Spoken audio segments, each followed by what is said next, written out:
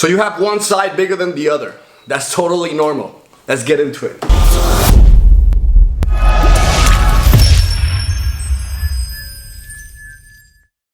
Alright, so when you start training, you're gonna notice that you will always have one arm or one leg that is stronger than the other. This is totally normal because this is totally due because of the dominance between which side of your body you're more dominant of, right? The right hand is used most often than the left side. So whenever it comes to muscle building, you know, you're more likely to build more muscle on that arm than on the other arm. The same applies with the legs, or the right leg or the left leg. For example, I drive a manual transmission car, right?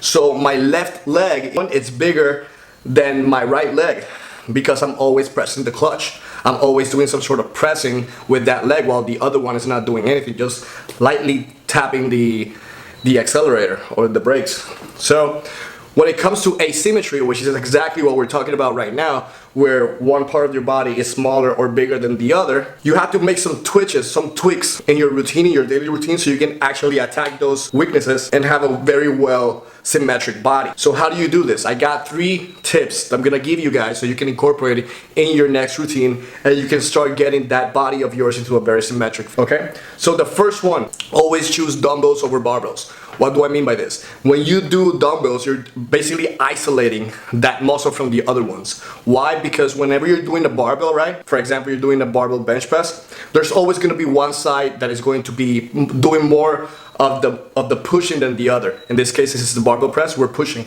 So in my case, my right side, since it's more dominant than the left side, whenever I'm going to be pressing, this one's going to be more, stronger than this one. So when you go by the dumbbells, which is completely isolating, right, that muscle, is going to allow you to give it that special bonus attention into that muscle so it actually pairs up with the other side, right? It gets symmetric, the whole body gets symmetric. So that's the first tip. The second tip that I'm going to give you guys is that it always start with the smaller side first.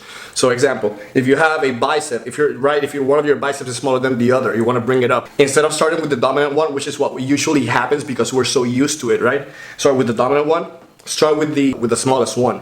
Okay, give that attention first, right? Whenever your dominant one is, you know, doing the exercise, the smallest arm is going to be resting. So by starting with that one, you're giving less time in between sets or in between reps to actually keep attacking it and break down the muscle tissue. So that's the tip number 2. Tip number 3, give it an extra exercise and an extra set just for that arm. Okay, so if your routine for your bicep routine, for example, your bicep routine is barbell curls, double alternating curls, hammer curls, right? And you're only going to do 3 sets for each, then do three sets for each, and then do a last one, a bonus one, just for that smaller arm. Okay, so what that's going to do is going to give it more attention and going to make more demand for muscle growth on that arm than on the dominant one. Okay, so that's the third tip. So you're gonna combine the 3 tips for your next workout. So if you're for your biceps, you're gonna do those tips for your biceps. The same thing applies for chest, for legs, and whatever. Just go with unilateral movements. Unilateral movement, like I said, dumbbells, things that just isolate one muscle, so you can really give it that attention. Okay. If you enjoyed this video, make sure to give it a thumbs up. Remember that I have coaching calls. There's a link in the description. We can have a one-on-one coaching call. Click that link. All the details are over there. Follow me on social media, and I'll see you guys in the next video. Peace. For more tips and pointers how to build muscle and lose fat, make sure to watch these videos as well and follow me on all social media platforms.